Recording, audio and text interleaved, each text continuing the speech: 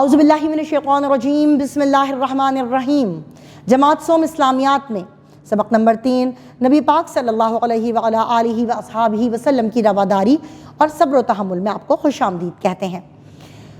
ہم یہ بہت اچھی طرح سے جانتے ہیں کہ ہمارے ہر بچے نے اس سبق کو بہت اچھی طریقے سے پڑھا ہوگا، نہ صرف پڑھا ہوگا بلکہ ان واقعات سے لطف اندوز بھی ہوئے ہوں گے اور اپنے چھوٹے بہن بھائیوں کو بھی سکھائے ہوں گے، کیونکہ واقعات ہی ہیں جو ہمیں ہماری زندگی میں عملی طور پر آگاہی دیتے ہیں اور ہمیں محبت کا اظہار کرنے کا موقع ملتا ہے۔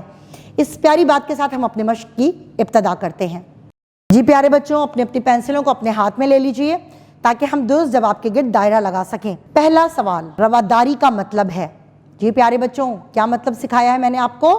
دوسروں کا لحاظ کرنا۔ شاباش بچوں۔ حضرت محمد مصطفیٰ صلی اللہ علیہ وآلہ آلہ وصحبہ وسلم نے عیسائیوں کے وفد کو ٹھہرایا۔ کہاں ٹھہرایا تھا؟ مسجد نبوی میں۔ شاباش۔ حضرت محمد رسول اللہ خاتم النبیین صلی اللہ علیہ وآلہ آلہ وصحبہ وسلم دین اسلام کی تبلیغ کے لیے تشریف لے گئے۔ جی پیارے بچوں، کہاں تشریف لے کر گئے تھے؟ طائف۔ شاباش۔ سوال نمبر 3 کی طرف آتے ہیں جس میں ہم سوالات کے مختصر جوابات دیں گے۔ پہلا سوال، رواداری سے کیا مراد ہے؟ اس سوال کا جواب پیارے بچوں آپ کو صفحہ نمبر 56 یعنی 56 پر رواداری کے پہلے پیراگراف میں موجود ہے کہ رواداری کے معنی ہے لحاظ کرنا یا برداشت کرنا۔ اس سے مراد یہ ہے کہ کسی کی رائے یا مذہب سے اختلاف ہونے کے باوجود اس کا احترام کرنا اور اپنی رائے یا مذہب کے ماننے پر کسی کو بھی مجبور نہ کرنا۔ سوال نمبر 2، اللہ تعالیٰ کن لوگوں کو پسند کرتا ہے؟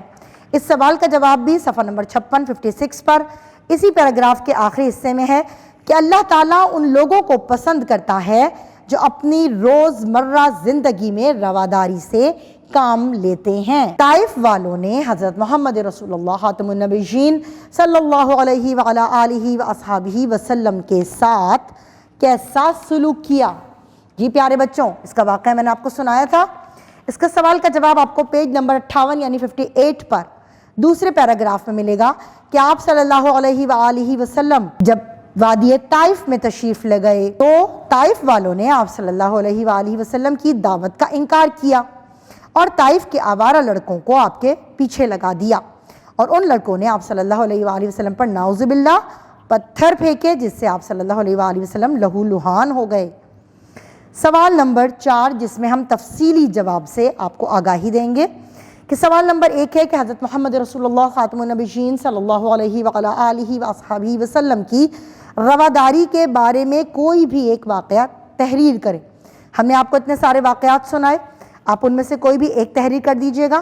اس میں رواداری کے حوالے سے پیج نمبر 57 پر نجران کا علاقوں کا جو عیسائیوں کا وفد تھا، سیکنڈ پیراگراف میں اس میں اس کا جواب آ رہا ہے کہ ایک مرتبہ نجران کے علاقے سے عیسائیوں کا ایک وفد نبی کریم صلی اللہ علیہ وآلہ وسلم کے پاس آیا جس میں مذہبی پیشوا بھی شامل تھے۔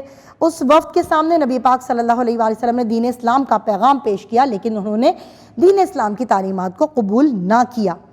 آپ صلی اللہ علیہ وآلہ وسلم نے انہیں دین اسلام قبول کرنے پر مجبور نہیں کیا اور اچھے طریقے سے رخصت کیا۔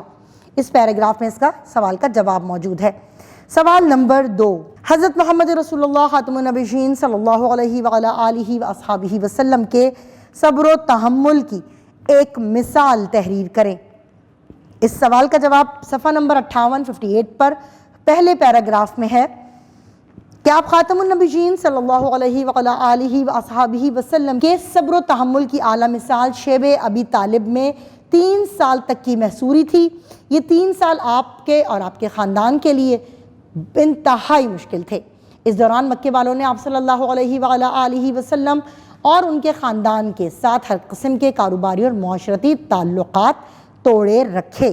اس کے بعد آخری لائن میں ایک ہے کہ دین اسلام کی تبلیغ کرتے ہوئے نبی کریم صلی اللہ علیہ وآلہ آلہ وسلم نے صبر و تحمل کا دامن کبھی نہ چھوڑا اور اپنی امت کے لیے بہترین مثال قائم کی۔